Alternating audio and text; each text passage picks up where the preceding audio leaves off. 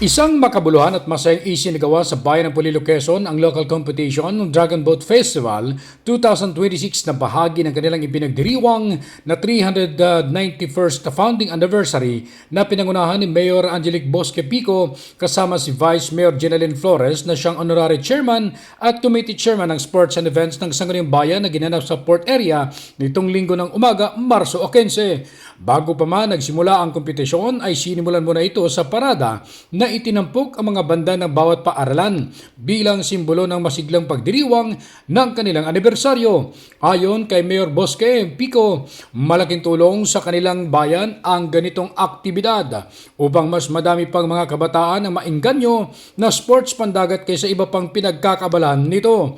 Patuloy namang hinikayat ng alkalde ang mga kanyang mga kababayan na pagyamanin ng ganitong sports dahil dito nakilala ang kanilang lugar, hindi lang sa Calabarzon kundi sa buong bansa. Plano rin ni Mayor Bosque Pico sa mga susunod na taon ay ikakasaring nila ang international competition upang mas madami pang mga turista ang dadayo sa kanilang bayan. Congratulations po sa bawat kalahok sa ating mga teams na nandirito na nakipartisipa sa ating ikawalong Dragon Boat Festival dito sa ating bayan.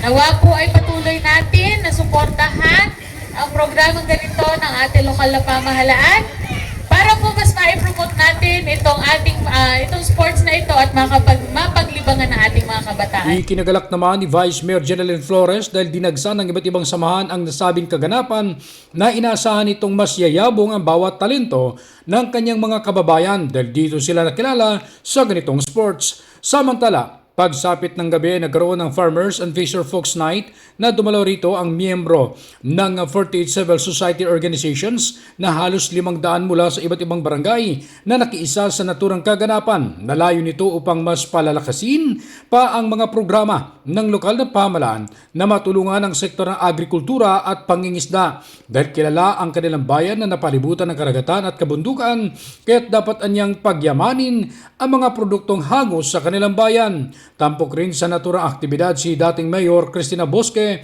na siyang municipal administrator ng nasabing bayan kasama ang mga opisyal ng LGU Polillo. Ronda balita mula sa lalawigan ng Quezon. Ako si J.R. Narit, naghahatid ng mahalagang impormasyon at balitang totoo.